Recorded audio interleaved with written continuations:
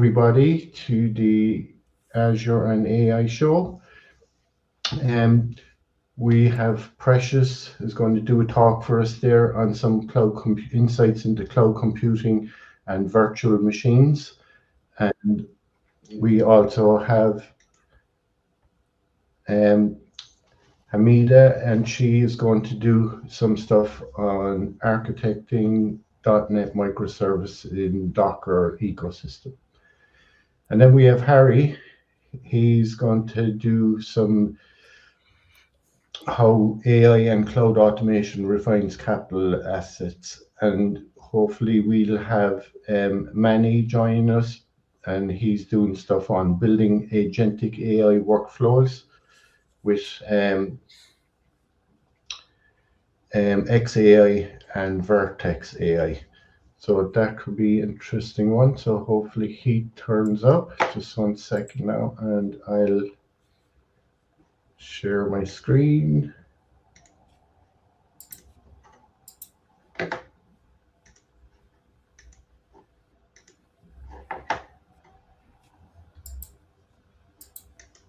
Can you see my screen there?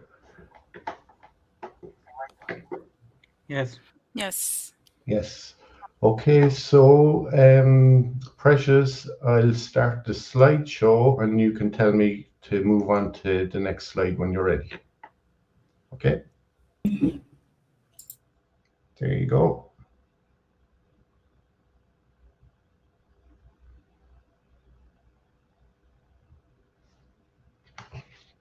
Yeah, Precious, can you take over there now if your first slide is up?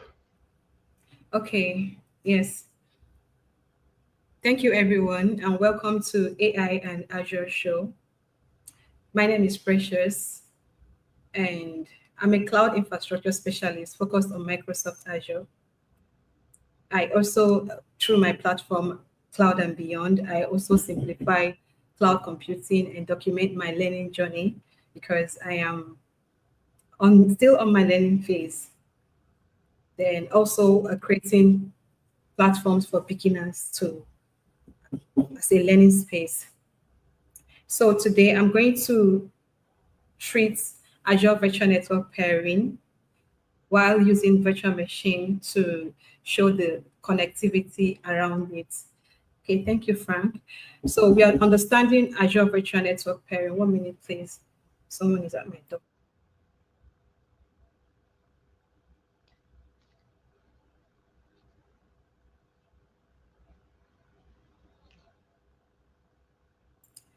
So, yeah, understanding Azure Virtual Network Pairing and how the virtual network pairing enables secure and private connectivity in Azure or in cloud environments. So on my net, can I have my next slide?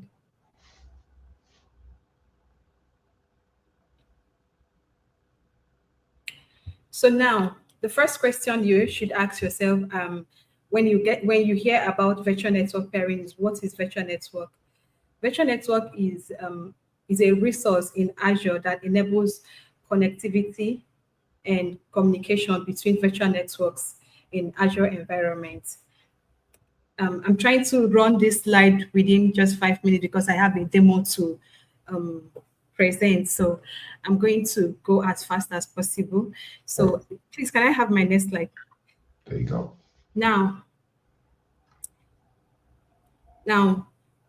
for the resources in Azure to communicate securely and privately, that is where pairing comes in. Pairing is the service in Azure that allows 2 or more virtual networks to communicate effectively through Microsoft private connection. So now, when you talk of pairing is a secure private network, like I stated on my slide. There is no public internet routing. It's a direct connectivity between the virtual networks in Azure. Next one, please. Now, how virtual network pairing works? By default, you can scale up to 500 VNets, virtual networks in Azure. Then as well, the connection is non-transitive. That is to say, when you have a virtual network, just a virtual network A or a virtual network B, and as well you have a virtual network C, and A is connected to B or C, that doesn't automatically make B and C to connect to each other. There must be a direct connection between each virtual networks in Azure. That's why I stated it's non-transitive. Then it's bidirectional, meaning when you configure a virtual net during your configuration, if you allow virtual network A to access resources in virtual network B, if you want to configure a bidirectional setup, you must as well allow virtual network B to gain access to resources in virtual network A by clicking on the access button. Then there is also a one-way connection. One-way connection is one-way configuration is when virtual network A is allowed to access resources in virtual network B, but virtual network B is not configured to access resources in virtual network A. Speaking of that, I'm going to connect it to two separate office buildings. You have Office A and Office B, right? People in Office A are allowed access to Office B to do whatever they want within the building, but people in Office B are not able to get into Office A. This is the one-way connectivity. Then the bidirectional is when the two persons in the both offices are able to communicate and connect bidirectionally. And the next slide, please. So now there are two types of virtual network pairing. You have the regional and you have the global. The regional is when you have two or more virtual networks in the same region. And the global virtual pairing is when you have two or more virtual networks connected through pairing in different regions. You may have virtual networks existing in the same region, that is East US, different virtual networks, right? Then you would have a virtual network living in East US and West US or East Australia East. They can as well communicate through pairing. That is where you see regional pairing and global pairing.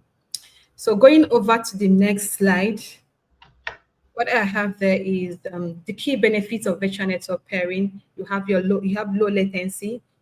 Low latency, that is to say the data transfer is very fast. The traffic is very fast. There is no limit to the traffic. While the traffic is running, there is no downtime.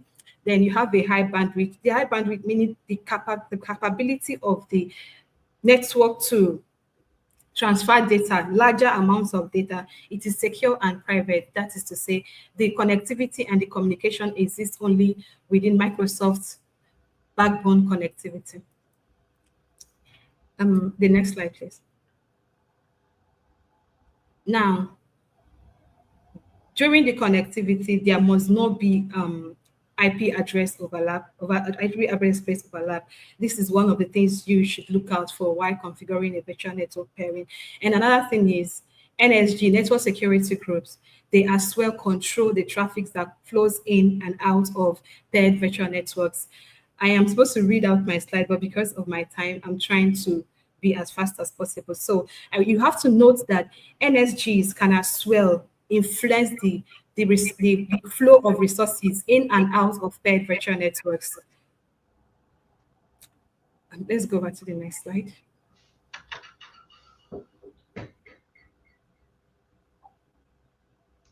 Now, you have the flexibility of address space management.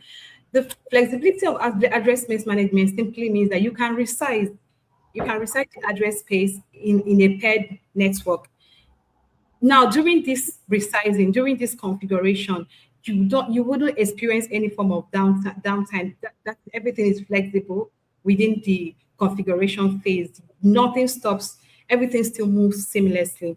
So with this, I can still go over to my next slide to see what I have there, and before we get into the demo. confirming connectivity. Okay, one of the ways to confirm connectivity of a virtual network paired configuration is through Azure Network Watcher topology feature in Azure. So this is one of the ways. There are so many ways to confirm it, which I am going to practice out during the demo session. There are so many ways you can confirm this, but one of the ways I stated out, because through this feature, it can provide a visual representation of your network configuration. That way you can see your VNets where if you have virtual network pairing that lives in different region or in the same region, you can as well see the visual representation. So the key takeaways from all I have said so far is the virtual network pairing is secure and efficient. Azure VNet pairing offers robust private network connectivity, communication between resources or virtual networks in Azure.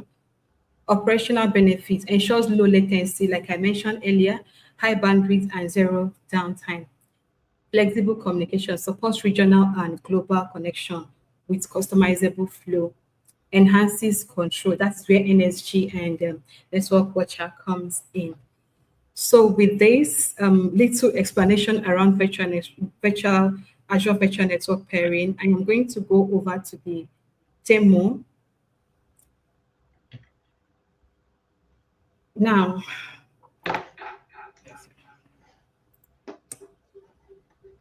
I'm going to share my screen so if that will be possible.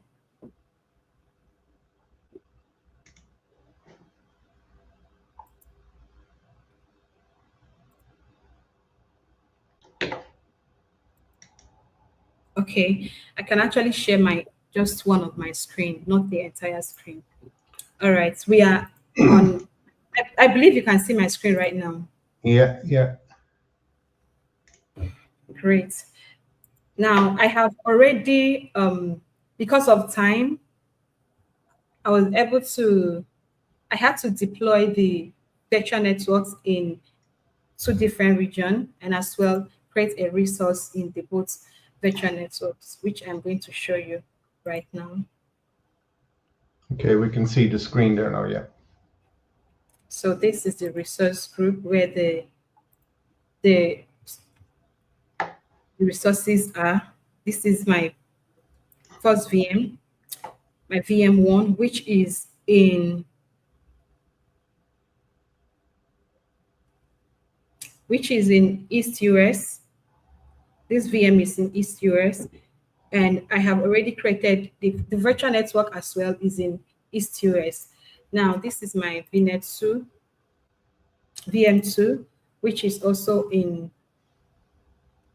in West US, and the virtual network I used in this configuration is also in West US. That is to say, so I'm trying to go over to the virtual networks too.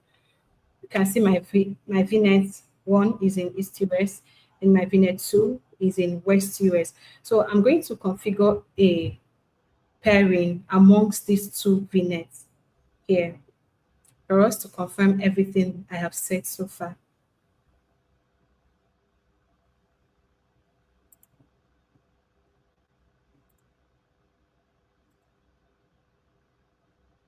So I am on my VNet 1, which is in East US. I'm going to pair this VNet to VNet 2, which is in West US. So I'm just going to start off with the configuration. VNet.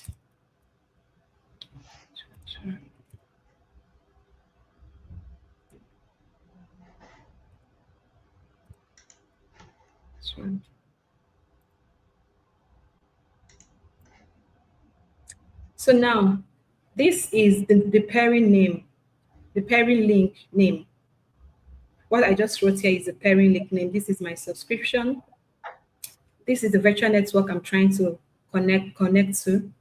I'm trying to pair to through this VNet 1. I'm trying to pair to VNet 2. That is why I did this. Now, this is allow VNet to access VNet 1, allow VNet 2 to access VNet 1, meaning that VNet 2 can be able to access VNet 1, communicate securely, and share resources within VNet 1. Allow VNet 2 to receive forwarded traffic from VNet 1. If there are forwarded traffics like the NVAs, VNet 2 can be able to receive it when it's being forwarded from VNet 1. Now, with this, I cannot be able to, this, I know this wouldn't work for me. Allow gateway or route server in VNet 2 to forward traffic to VNet 1. This is where if we have gateway connection, which I don't have on my platform, on my portal right now, and the same here too, to make use of the gateways from VNet 2. Now, when I said it's bi-directional, whatsoever configuration you have here, you should as well enable it here. When you enable it here, that means it's going to be bi-directional. But if I uncheck these two boxes, there would be no bi-directional connectivity. It would just be one-way connection. I mean, when it comes to this, allow VNet 1 to receive forwarded traffic. If I as I uncheck this box and check it here, it's only VNet 2 that will be able to receive forwarded traffic from VNet 1. VNet 1 will not be able to receive forwarded traffic from VNet 2. So I will go ahead to type the name of this pairing, which is VNet 1 to VNet 2.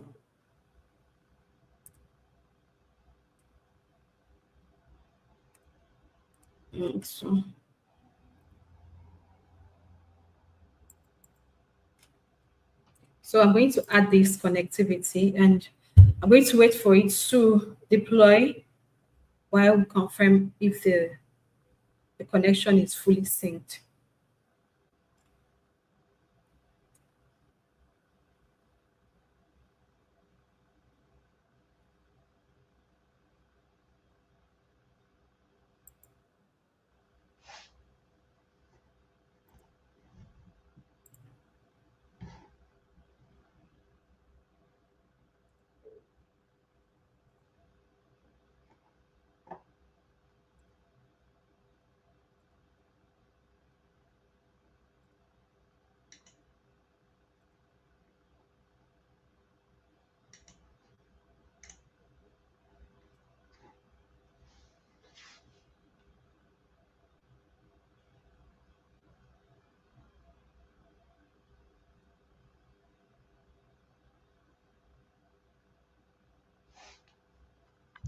We're going to my network is slow. It's actually restarting this.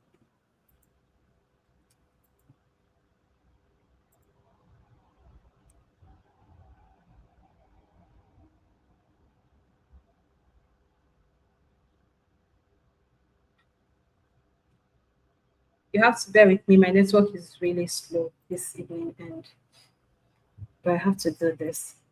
So this is it. The pairing is fully synchronized. It's connected to VNet 2. I mean VNet 1. It is actually connected to VNet 2. So I talked about confirming the connectivity through Azure Network Watcher. So I'm going to go check the topology of Azure Virtual Network Watcher to confirm if the connectivity is truly there, which is there, but we just need to be sure. Then after this, I'll go over to my virtual machine to ping the both IPs to confirm that they can actually communicate securely through Microsoft backbone connectivity. So this is it. It's going to expand this.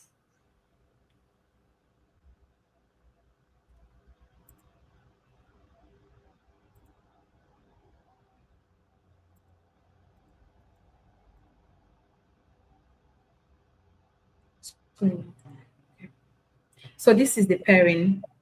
I wanted to okay, yeah, it's out now. I wanted to expand it so we'll have a good view of it.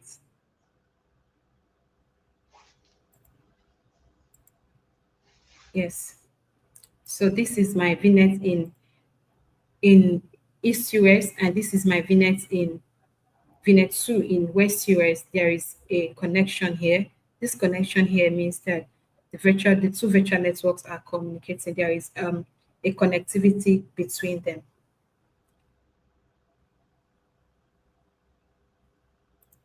Now I'm going to go over to my virtual net machines to ping the resources to see if to confirm that the connectivity is truly there and the two resources can actually communicate with each other.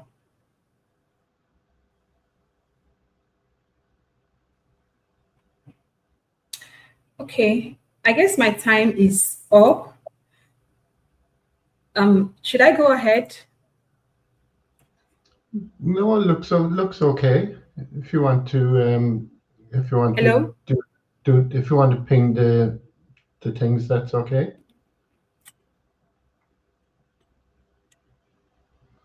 But you got it to work anyway. We see I just looked at my time and it's up. Yeah, that's okay. We actually see you did get the VNet working.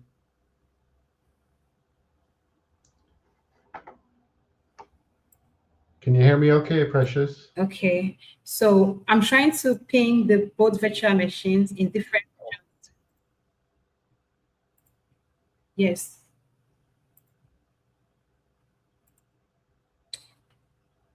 I can hear you, but I didn't get what you said earlier.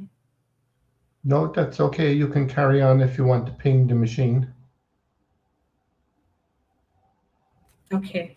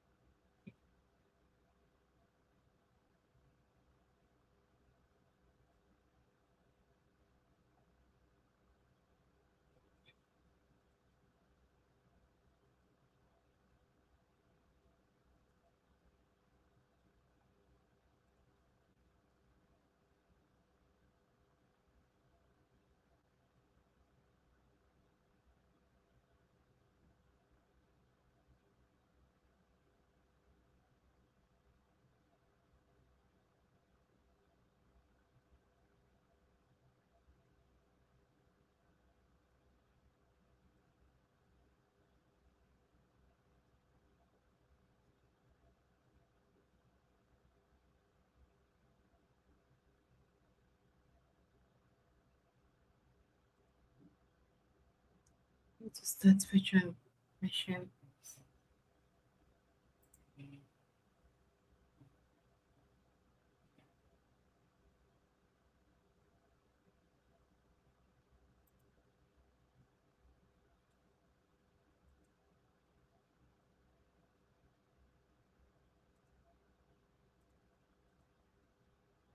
I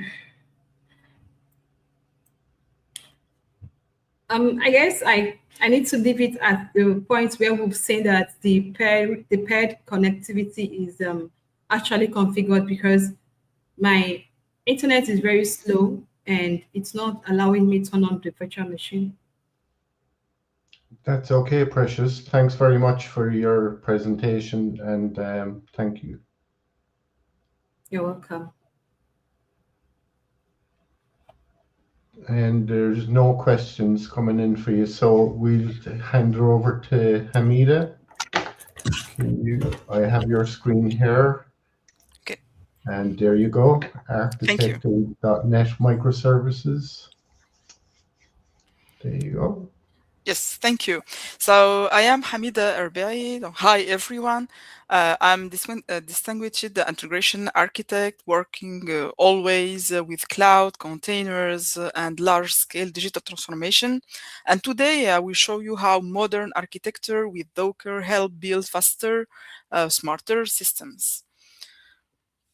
So if you'd like to continue this discussion after the session, you can find me on LinkedIn or Medium blog. I'm sharing some YouTube video also. I have my personal blog also that you can that I'm sharing here in the slides.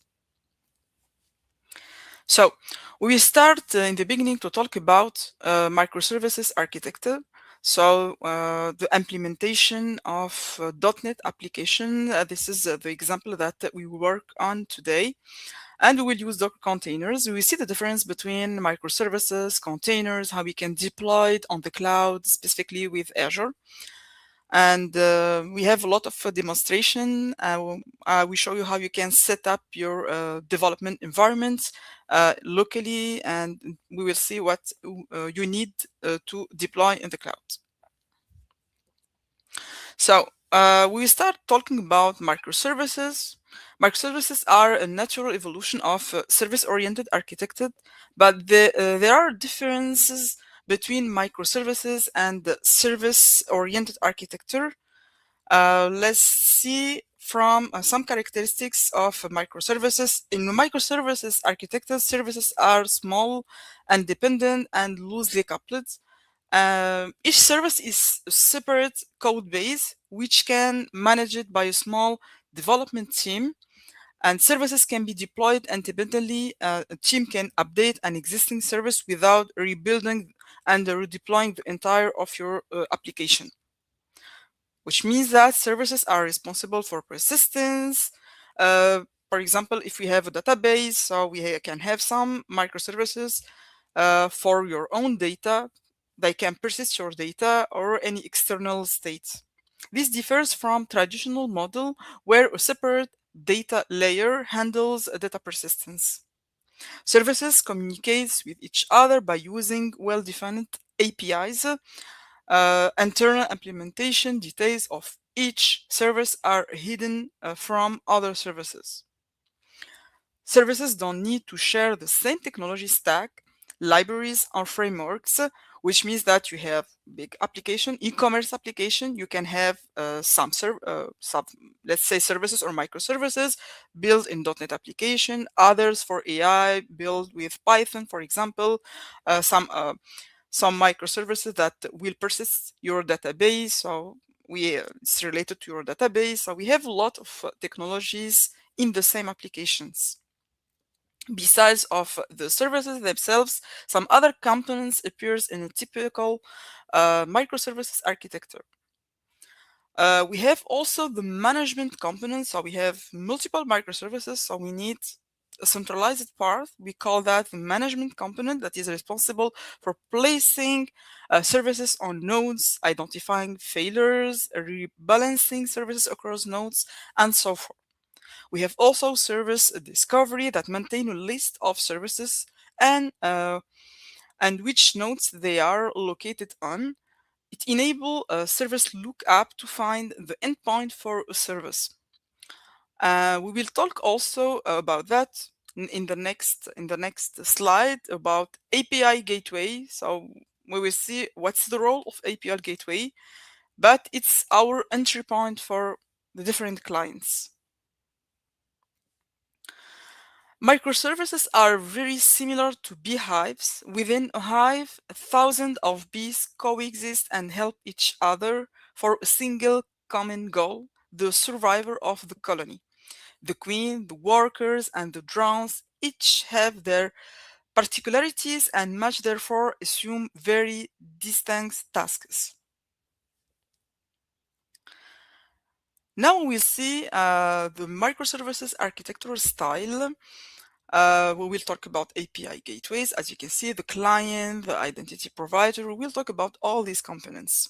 So developers consider microservices as architectural style that promotes the development of complex application as a suite of small services based on business capabilities and multiple independent subsystems in the form of autonomous services. In these pictures, we will see that different components. So let's start by the first one, that is the management that we already talked about. The management part maintains the nodes for the services. We have the identity provider that manage the identity information and provides authentication services within a distributed network. We have also the service discovery. It keeps track of services and service addresses and endpoints.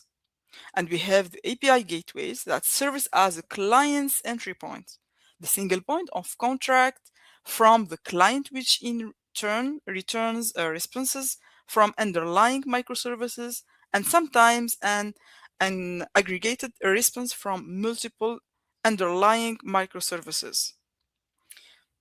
If we see our picture here, we have API gateways that sits between clients and services. It acts as reverse proxy, routing requests from client to services. It may also perform various cross-cutting tasks such as authentication, SSL termination, and rate limiting. If you don't deploy a gateway, clients must send requests directly to front-end services. You can imagine if you have a lot or big number of microservices, what can happen. It creates coupling between the client and the backend. So the client needs to know how the individual services are decomposed, and that makes it harder to maintain the client and also harder to refactor the different services. And the API gateway can perform other cross-cutting functions like authentication, logging, SSL termination, and load balancing. So, when we talk about microservices, sometimes we hear about containers, but microservices is completely different from container. A container is used for resource allocation and sharing technology. It's something like DevOps people get excited about. A microservices is a software design pattern. It's something that developer get excited about. So we understand the difference between them and specifically about the person that where they focus on. In other words, so we can sum this as microservices are about the design of software and containers are about packaging software for deployments. So we can choose whether to use a container for hosting microservices, but to get full value from both, it's significantly better to run microservices within containers. Deploying an entire application to a single VM introduces single point of failure risk, whether or not microservices architecture has been used. But spreading the application through microservices across multiple containers results in fully exploiting the value of both by providing resilience as well as agility through scaling and improvement targeting specific services without any impact to the entire of your application.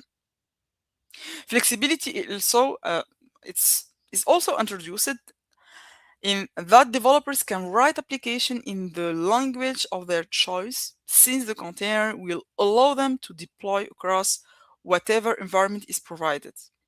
Efficiency comes from containers using less resources compared to virtual machines, and an added benefit comes in the form of security through isolation and a broader attack surface that limits the impact should a single microservices or container be subject to a security breach, such as a hacking attack.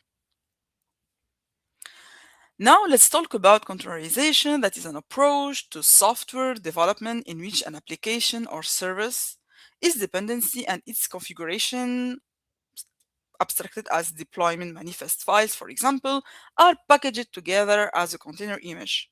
The containerized application can be tested as a unit and deployed as a container image and instance to the host operating system, just as shipping containers uh, all that allow goods to be transported by ship, train, or truck, regardless of the cargo inside. Software containers act as a standard unit of software deployment that can contain different code and dependencies. So, containerization software is the way it's a way that enables developer and IT professional to deploy them across different environments with little or no modification, which means that the problem that the developer say it's working in my local machine, but I need to do some configuration in the production. It doesn't work in the production environment. With containers, we can resolve this problem. Because containers also isolate application from each other on a shared operating system, and containerized application run on top of container host that it turn runs on the operating system. It can be Linux, Windows, and containers therefore have a significantly smaller footprint than virtual machines images. Each container can run whole web application or a service, or in this, for example, it can be we can have a container for an application web, a container for a service API, and they are all containerized application or services. Inside we will see which technology that we can use. So when we talk about Docker, we talk about containers. Docker comes here. Here we see the difference between Docker container. We already talked about container, but to create container, what we need. So Docker container is the virtualized runtime environment used in application development. As we already mentioned that in the definition of containers, with Docker, we are able to create, run, and deploy applications that are isolated from the underlying hardware. A Docker container can use just one machine, share its kernel, and virtualize the operating system to run more isolated processes. So Docker containers are lightweight. But how we can create our containers? Here we talk about image, Docker image. Docker image is like snapshot in other types of virtual machines environments. It's like a record of a Docker container at a specific point in time. Docker images are also immutable. While they can't be changed, they can be duplicated, shared, or deleted. The feature is useful for testing, for example, new software or configurations, because whatever happens, the image remains unchanged. And containers require an existing runnable image. They are dependent on an image because they are used to construct runtime environments and are needed to run an application. For example, if I would like to create an application.NET, so we create our application, but if we need to containerize that application, we need an image of .NET framework, for example, .NET SDK. We will see that after when we create our Docker file. But we need an internal image, and we find all images in the website of Docker. We call that Docker Hub. We find all images that you need to use it. You can use an image of operating system, an image of any framework, and you create your own image. Let's say how we can do that. So let's start by an application. I have my application.NET or any other language, and we create a Docker file, called Docker file. Each Docker file, it's a script composed of various commands. It's like unstructured. We have arguments listed successively to automatically perform actions on a base image in order to create or form a new one. They are used for organizing things and greatly help with deployment by simplifying the process start to finish. A Docker file starts with defining an image. This is the image that we need to use it from Docker Hub. We start by from. which the build process starts, and followed by various other method commands and arguments. We can have conditions. In return, provide new image which is to be used for creating Docker containers. So as you can see here, we have our Docker file that will be inside our application. If we build, this image, we use build, and if we run the image, we are able from the same image to create one and more than containers. So if we take a look about how we deploy these containers, so we use containers only for microservices, or are we able to use them for an existing application, old one, for example, for all technologies? So you may want to use Docker container just to simplify deployment, even if you are not creating microservices, okay? For example, perhaps you want to improve your DevOps workflow with Docker containers, can give you better isolated test environments, and can also eliminate deployment issues that can be caused by missing dependencies when you move to production environments. In cases like this, even if you are deploying a monolithic application, it makes sense to use Docker. I give an example for .NET Framework, the old one, not .NET Core, for example. You have an application with, for example, .NET 5.5, 4.5, for example. So it's old one, .NET Framework. You are able to create a container, but the operating system should be a Windows operating system, because we can't run old one on Linux operating systems. So it can be one of the scenario to migrate your existing application. The old one, you start by containers, and next you can move to .NET 10, for example. And so we are able to create containers from existing, for monolithics, for lift and shift. We talk about lift and shift to containers for the cloud also, or to create multiple containers with microservices. And we use orchestrator to orchestrate between them. With Docker, we have orchestrator like Kubernetes. We use them to orchestrate between the different Docker containers. So we present some examples. What we need to run all these examples, we need to have Docker Desktop. It's free. It's available for Mac, Windows. You can download it without any account, but if you'd like to use some the images, internal images, or to deploy on Docker with your own image, because you are able to deploy your own image to be used for free, so for as a private repository. So you can create an account. It's free. For personal use, it's free. So for enterprise, we can have multiple plans. It starts with free, and it depends from the enterprise, the organization, or the company. So it can start with professional to enterprise. We have different plans. So we need to install Visual Studio Code. You can use Visual Studio 2026, for example, the last one, and the previous version. So it's up to you. We need to have an Azure account, because in the last demo we will try to deploy on Azure Container Registry and Azure Web App also. So as a container, we will just create one container in our example. If you prefer using command lines, so you can use PowerShell, Azure Cloud Share. And for Visual Studio Code, we need to have the C# extension already installed, Docker extension already installed, and Azure extension already installed.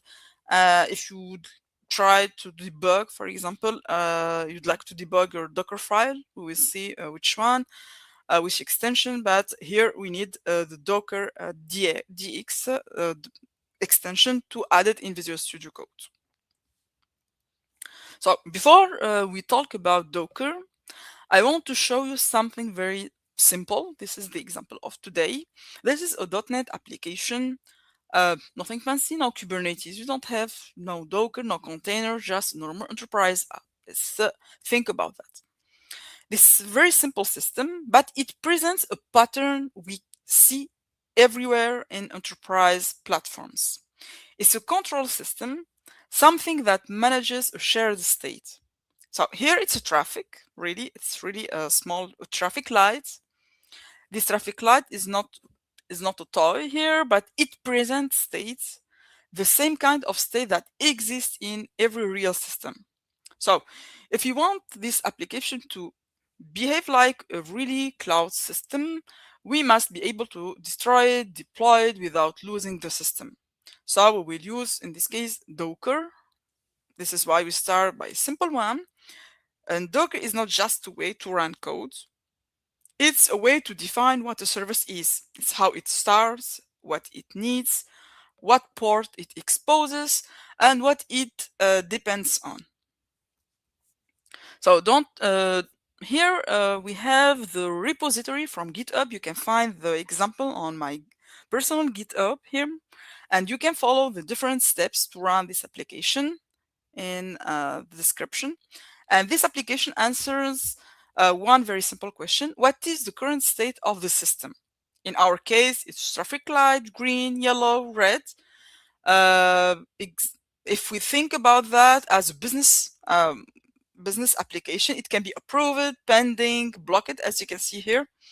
And in the real life, that state could be a feature flag, a system health indicator, deployment status, business decision, or even an AI model decision. I made this app very simple on purpose because complexity hides sometimes architecture problems. When you strip everything down, every system is just two things: something that decides and something that remembers. So this web application is like our brain, and the state will be the memory. So instead of manual wiring infrastructure, we are going to let the platform do the work. So here we have an application, our application that already cloned from my GitHub repository, and we will try to generate Docker file. We don't need to write our Docker file. So the session is about the Docker ecosystem. I have other articles that you can see in my Medium blog, my personal blog, that allows you to see how you can write Docker file from the beginning to optimize it. And here we will generate Docker file and compose definition from Visual Studio Code. As you can see here, we use Docker init. Docker will inspect the project as we have .NET 10 application and generate everything needed to containerize it. It will generate for us Docker file, Docker compose file, and we can see here it requests about the port that we need. And we have the compose file, it's a YAML file generated by default. We use it for one or more than Docker file. And we have the Docker file already here. What just happened is important because Docker, they didn't guess. It's just analyze your project and try and find the runtime. It asks you about the ports. It gives you the port by default, the entry point, and how the service should be started. This is exactly what platform engineering looks like. The platform understands the workload and generates in infrastructure. And we didn't try this YAML file or any Docker files from scratch. We just described our application. We started from a basic application, .NET 10 application, and the platform produced a service definition. Now, we already created our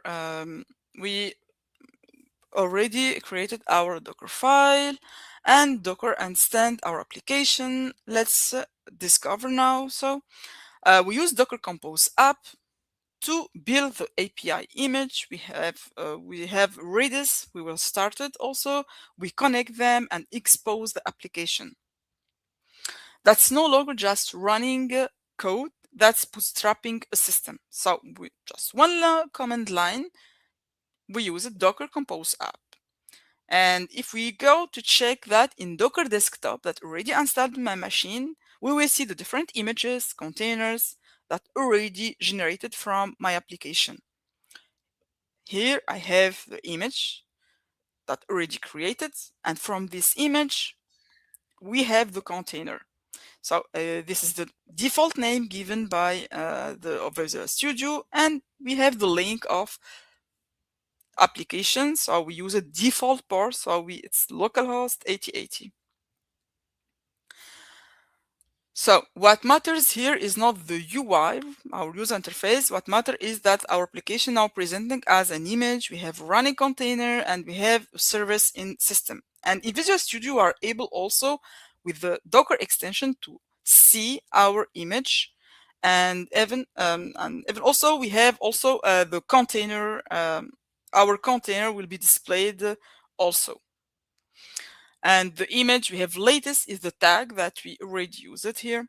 And as you can see here, we have the tag, the ID of the image.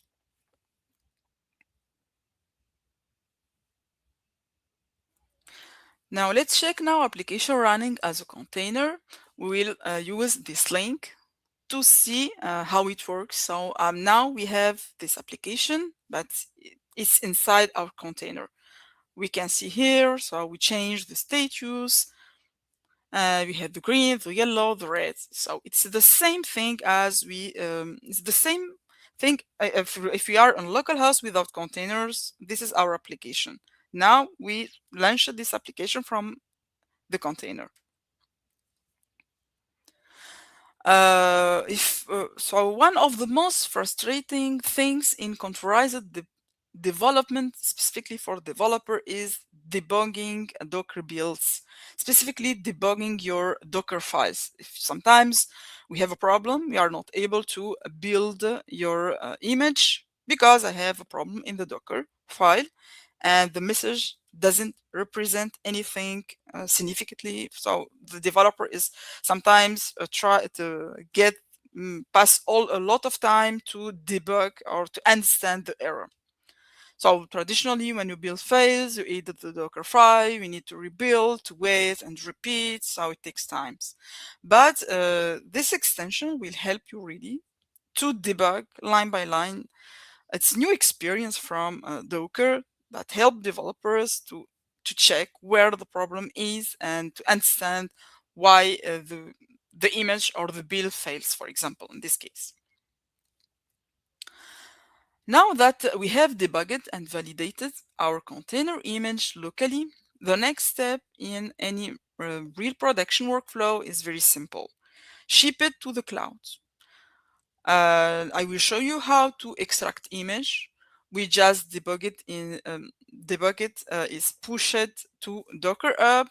So we debug our application. We start with Docker Hub. So no rebuild, no reconfigurations.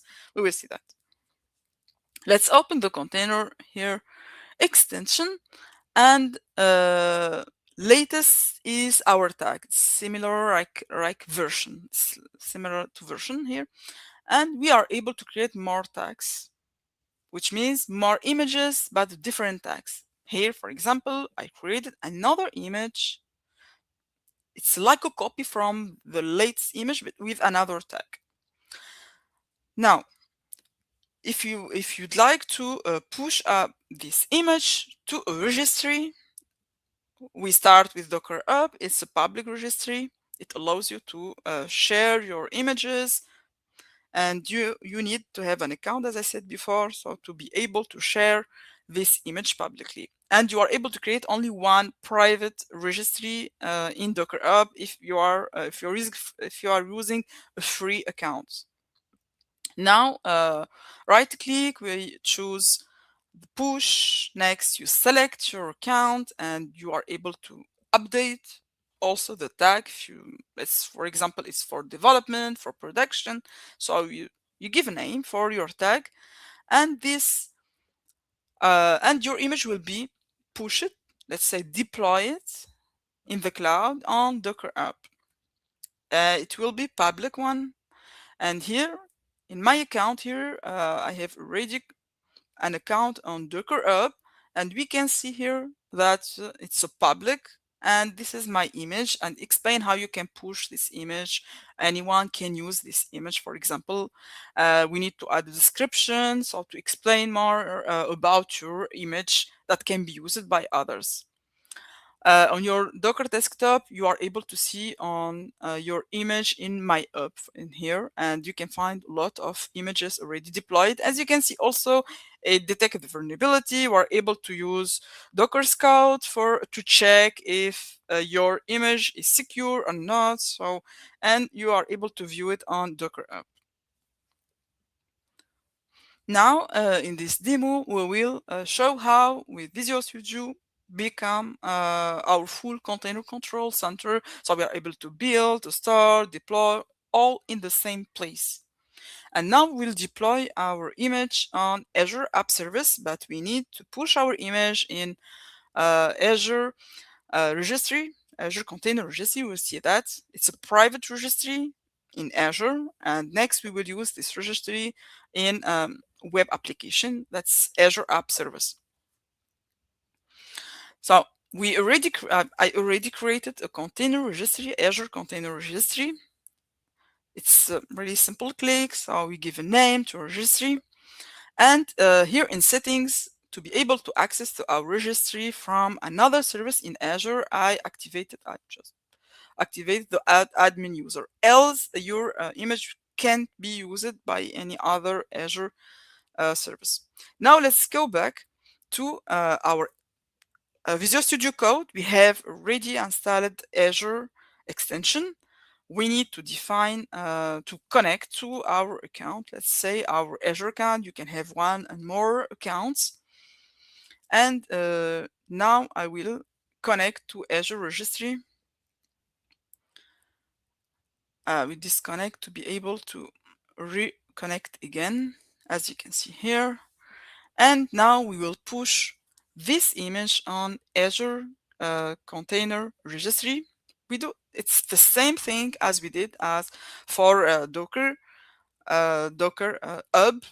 The difference is that we are going to Azure. You can have the same thing for any other cloud providers. So we use that. We need to connect to the registry. If you have internal registry already configured, you can also configure it here. You add just the registry and you push it. As you can see here, we are pushing our image in on Azure Container Registry. Next, we will check here our image, if it's already here or not. We go to repository here, services, and repositories, and our image already here. We can see the name, the tag, the date, everything here. So you can have more than tags here, more than image, and you are able to select what you need as an image. Now we will create just Azure Web App, it's Azure App Service, to be able to see the container here. So this is the traffic resource. So I get the same resource group, we give a name, and we select, in this case, container. It's one container. We are able only to deploy only one container. So else, if you need to have more than container, you need to use Azure Container Apps or Azure Kubernetes Service in this case. So I need to define the image, as you can see here. So I try to access to Azure Container to find my image with a tag. I can have multiple images, but every image is related to that specific tag. And I deploy my image in this case. So I don't know if you have any questions here. So this is I complete my time, I guess. I don't know if you have any question about the session. Any questions, anybody? Great job. Thank you. Yeah, Amelia, great job, and the demo worked out perfect. Are you using Visual Studio Code in the browser or the Visual Studio Code app? App. Okay. But you can do the same with Visual Studio using the browser or GitHub. So you can have the same thing. The same extension exists. Cool. Cool, yeah. I'm not too sure if Harry can hear me there. Harry, you on there?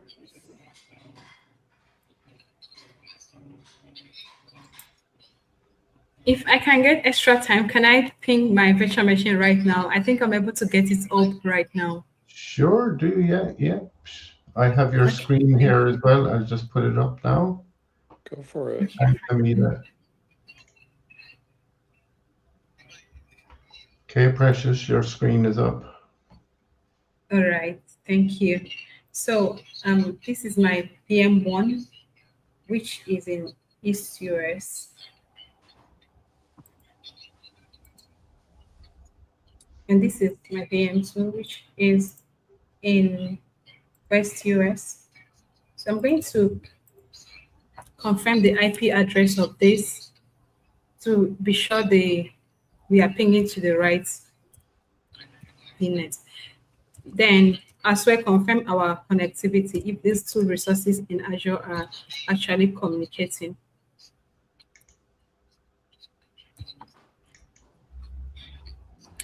So this is our IP address here on this VM, and this is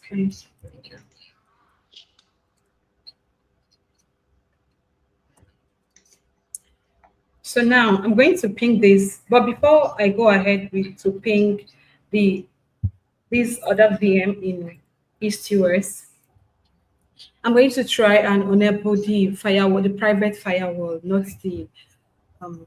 all, just the private firewall, because by default the VM's private firewall is going to block the connectivity. That is one of the constraints around the pinging of VM through when you do the configuration. So I'm going to first of all disable the firewall first.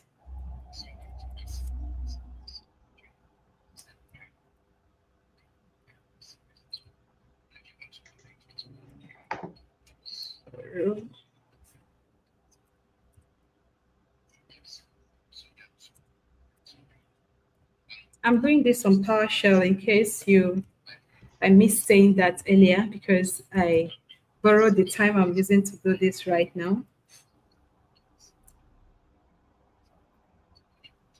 Okay.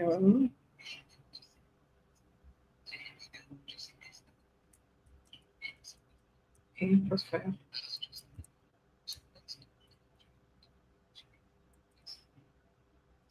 No. Yes, I can do it. Thank you.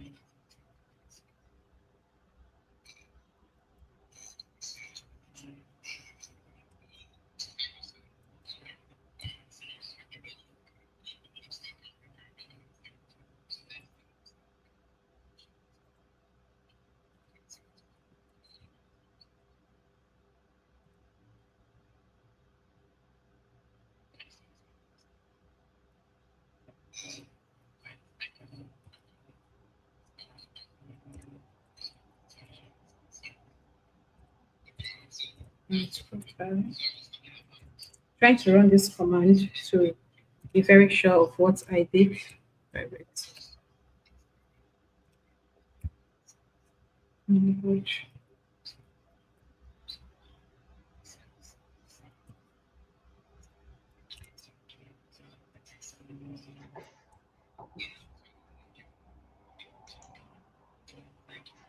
Okay. I just disabled the firewall here. I'm going to go over to this VM as well and disable the firewall, the private firewall there as well. Firewall.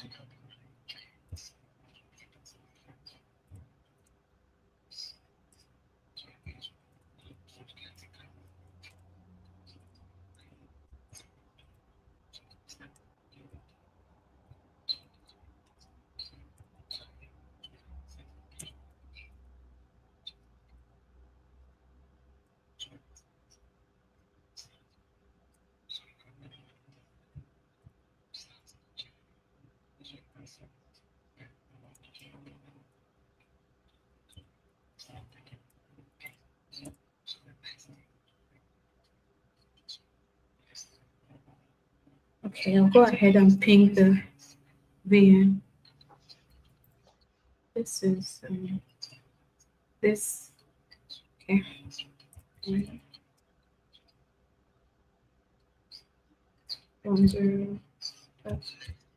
I'm trying to ping the IP address of this, of the VM in this VM in West US. This is the IP address. Trying to ping it up now. Let's see if we are going to have a proper connectivity time out.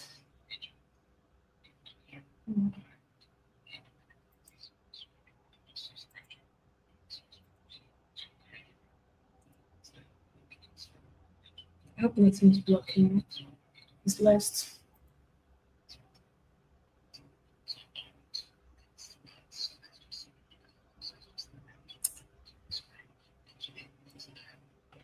Maybe I can do it here to confirm it.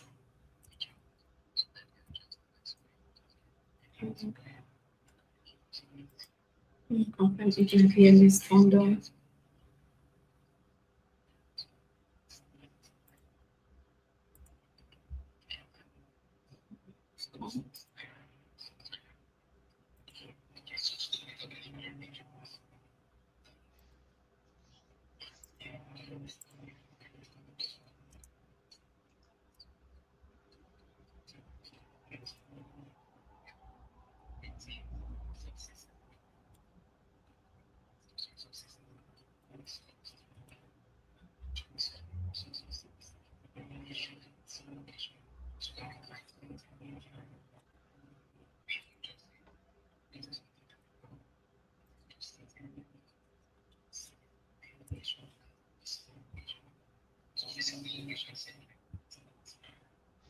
It's what kind of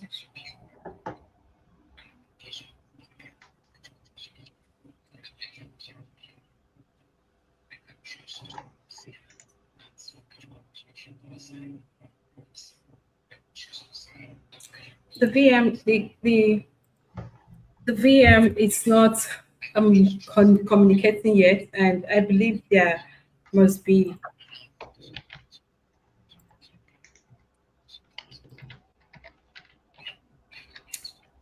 something stopping it from communicating, which I'm going to figure out right now.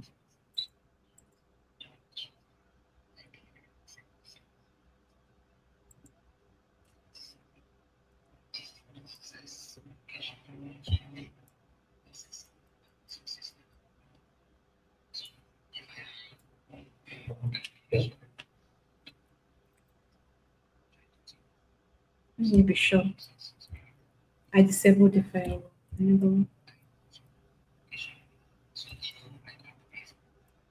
Let's try away.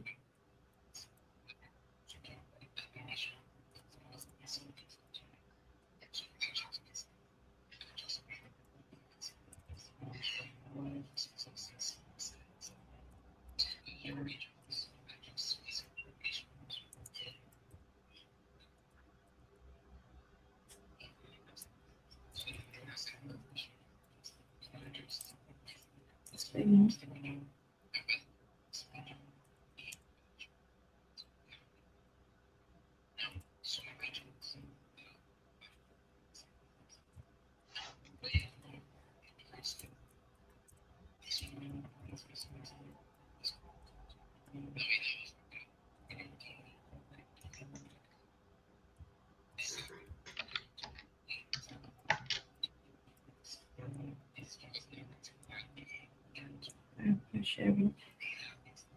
Cool.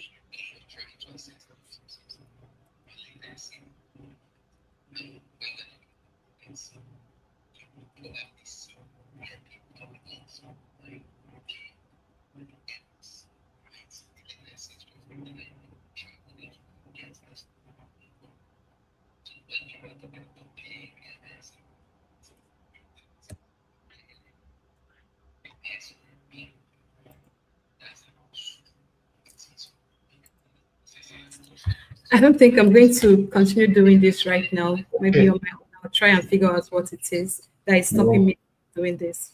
No problem, Precious. Yes. So, Harry, can you hear us there?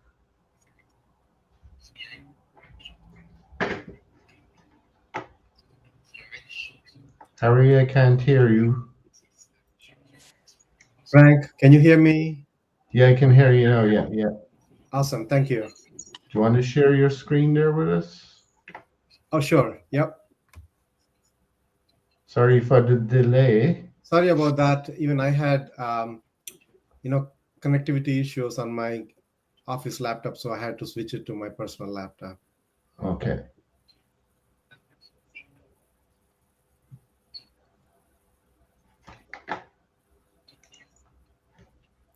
Can you please confirm if you can see my screen, Frank? Yeah, there you go. Excellent. Okay. Thanks, everyone. Good afternoon, good evening. So in today's presentation, we'll briefly talk about the challenges faced by the capital-intensive industries like ours, where equipment reliability directly impacts safety, production, and profitability, right? So we'll also briefly talk about how traditional maintenance approaches are no longer, the right way to do that, and also, competitive data-driven environment in this world, how AI and cloud automation would be transformational enabler that would shift reliability from a rather cost center. Always, this used to be treated as reliability used to be treated as a cost center. Rather than that, it is going to be a strategic advantage. So today's journey, we'll go through the limitations of traditional maintenance, then move through a vision enabled by AI and cloud technologies, and also the transformation and the results, the cultural changes as well. So our company has transformation in capital asset management strategy was very crucial because we have around $8 billion in plant machinery and equipment, and it is the significant portion of the company assets, and it demands unprecedented technological innovation to make sure we are up to date with the maintenance strategies. But this is a little more theoretical because we will be talking through the real world transformation, our story, and it's not just a conceptual framework. I think I already provided those on my next slide. So the best practicing regions available on what data sets. I hear some background noise.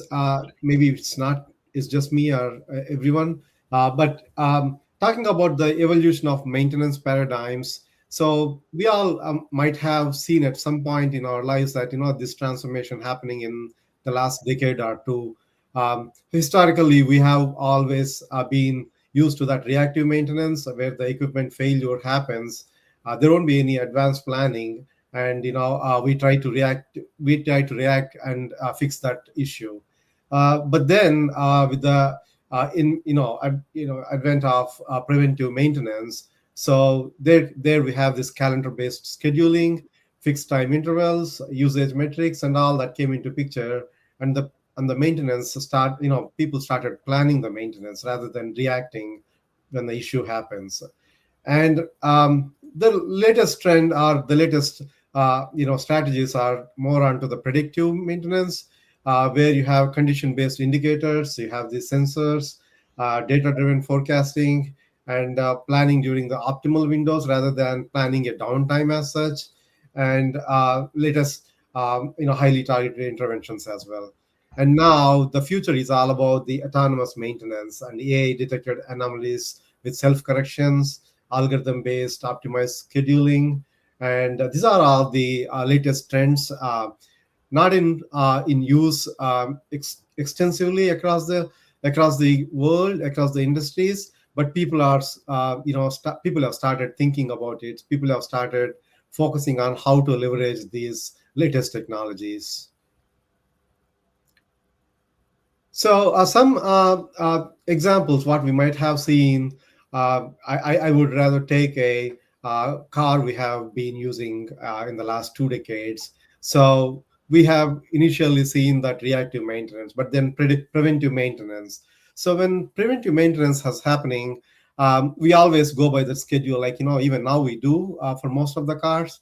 Like, we go by 5,000 mile maintenance schedule as prescribed or as recommended by the equipment manufacturer. Okay, at 5,000 mile, what all needs to be done? At 10,000 mile, what needs to be done? So on, right? And this works fine. But what this also brings is unnecessary parts change. Okay, you take your BMW to, you take your car to a service provider for a oil change. They would come up with a recommendation, or they would say, you need to change the filters, you need to change 100 different things. Whether we don't know whether they are really required or not, because we don't have a visibility of the exact usage, and we go ahead and get those changed. So this is just a car, but in real time, in heavy equipment industries, these cost a lot. These are the significant cost factors in the overall company maintenance strategy. So as we move towards predictive maintenance and autonomous maintenance, what's happening these days is, if we have seen the latest electric cars or technology cars. I drive one of the technology cars, so I know a little bit about how AI is being leveraged. For example, it does check the battery modules, it does check the motors, braking systems, and this continuously keeps checking and analyze the real-time telemetry and detect early signs of potential component wear and tear or failure. And sometimes, if it is a software thing, it even push over the air or OTA software bits or updates that could fix and mitigate the issues remotely. So these are the recent happenings in the industry. Like, it can be automotive industry or also mechanical industry. So the traditional maintenance dilemma we always had is fixed time-based routines. These all always work fine. These are industry driven, sometimes regulatory requirements. These have to be done. But what is the the disadvantage, or we say, of this kind of maintenance is, regardless of the actual equipment condition, this leads to unnecessary work on healthy assets. Sometimes, the asset is working fine, but we still bring it down to perform a traditional maintenance, like, based on the meter readings or the hours completed, or as recommended by the original equipment manufacturer. So what it does is, like, we are doing unnecessary maintenance when it is not required, and we sometimes overlook the fail, and also it ends up with failing to prevent real failures in this journey. So what does this cost? What it used to cost us in a heavy equipment industry, the cost of preventive maintenance? We always ended up, an analysis clearly shows that, we always ended up spending a lot of money on replacing components prematurely, rather than really analyzing in the real time. And also that led to unexpected failures and operational inefficiencies. Now, with the recent innovations happening across the globe, there's a clear shift from that to a strategic vision, like, how maintenance can be transformed from a compliance function into a strategic reliability driver. And this is where we see the AI, IoT, and analytics as tools that enabled predictive insights. So what is that is helping us in this journey, right? Asset criticality. So how do we plan this shift this transformation from a reliability industry, right? So first we normally assess our asset base. Like, we do that assessment of our equipment. Like, what is the equipment base we have, and what are those equipment critical? What is the criticality of that equipment for our manufacturing process?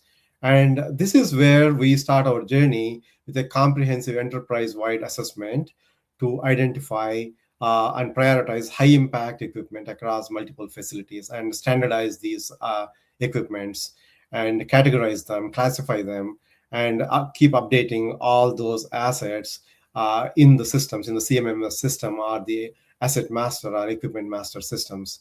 Identify the patterns, identify the criticality, identify what are all the classification codes that could help in risk prioritization, and standardize these across the plant. That is very critical, because when we come up with the risk, maintenance strategies, we can't implement a maintenance strategy to one asset every time. So this needs a standardization across. Like, we have maybe 10,000 particular loaders, or Caterpillar loaders, or Elogare, or mobile equipment of hundreds of them, same equipment, or make models. So we want to standardize those so that we can push the maintenance strategies standard across the company, instead of addressing or looking at one particular asset in one of those plants independently.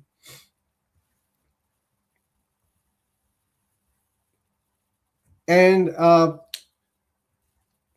this Azure powered architecture, how we are getting there, are leveraging the Azure powered architecture and IoT Hub analytics. We'll take a quick peek at this, how our IoT devices in the plant equipment are connected to the IoT hubs, and then the analytics and on the cloud, and then how our AI-assisted tools provide actionable recommendations while updating our ERPs and automating the work orders and inventory management solutions here.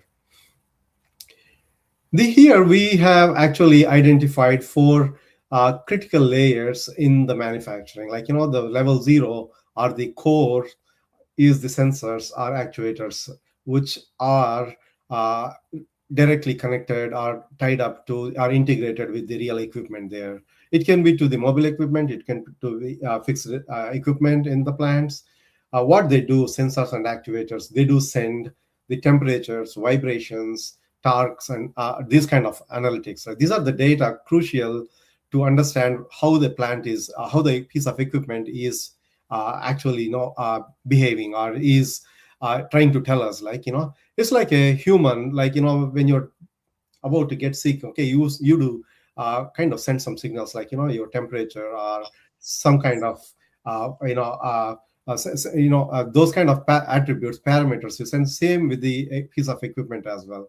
And we have the control devices like the PLCs, CNC controllers, and the robots, right? And then this is where the Azure IoT Edge or the local analytics help in monitoring and supervision.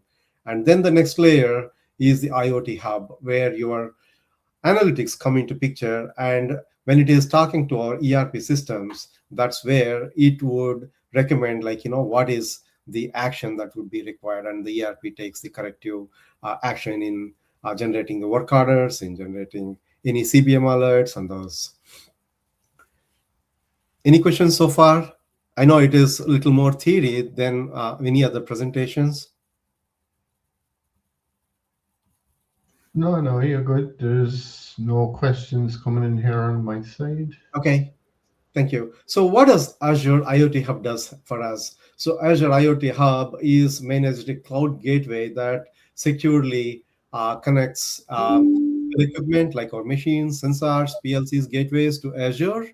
And it's actually built for high volume, because these heavy equipment keep transmitting hundreds and thousands of data elements every minute. So these are actually built for high volume, low latency telemetry ingestion. And typical equipment data, equipment might send, like, temperature, vibration, pressure, voltage, RPM, and some error codes as well from the OEMs.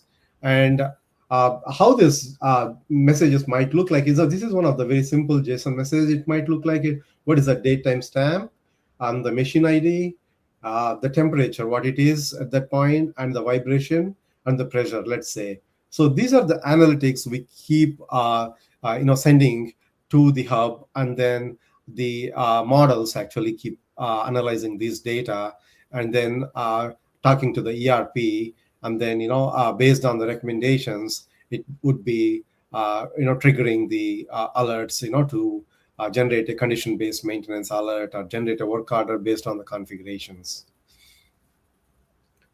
So this is how our integration works with based on the analytics to our CMMS system, whether it can be an SAP, Oracle, Cloud Fusion, or JD Edwards. One of these maintenance systems would be actioning based on these predictive alerts in creating the work orders, automatically eliminating manual process, and also it does recommend the spare parts that might require that might go into this piece of equipment at that for completing that work orders.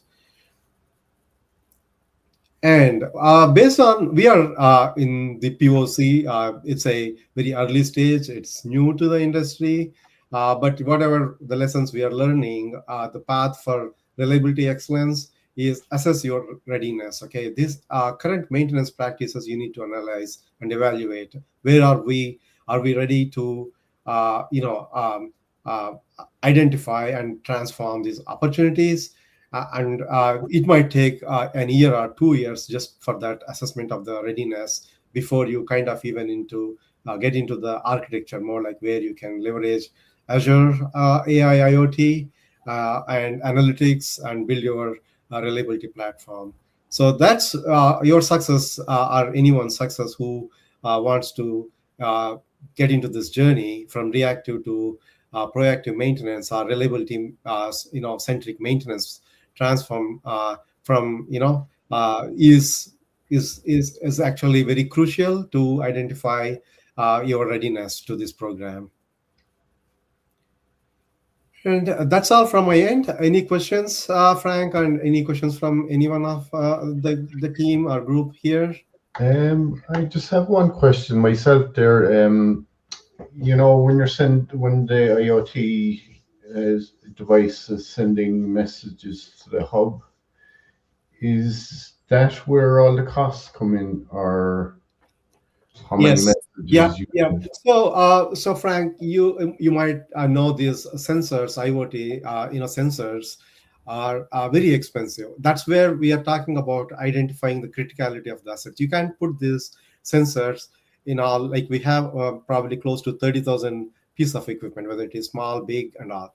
So we each and every IoT or sensor, they are super expensive, so we can't put. So that's where you identify which of your critical equipment is, and then start your maintenance strategy from there. Like when a piece of equipment comes down, what is that costing to the organization? That's where the main cost is, and also the of course the IoT related costs. I mean the hub, and these are not.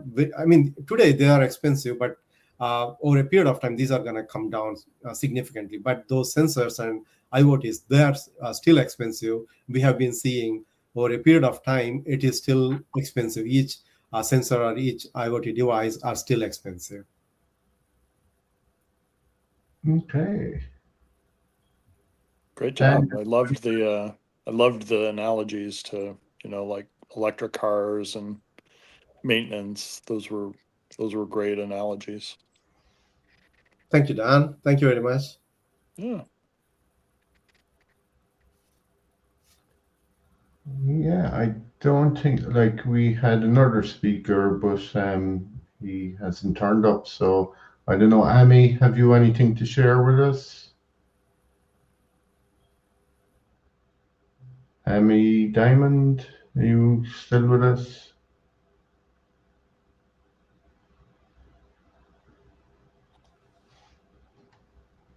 No, so we're in 35 minutes into the the show. So I'm just going to end the live show. Thanks everybody for joining us this week, and we'll be back again next week at the same time. So thank Thanks you. all. Thank you, everyone.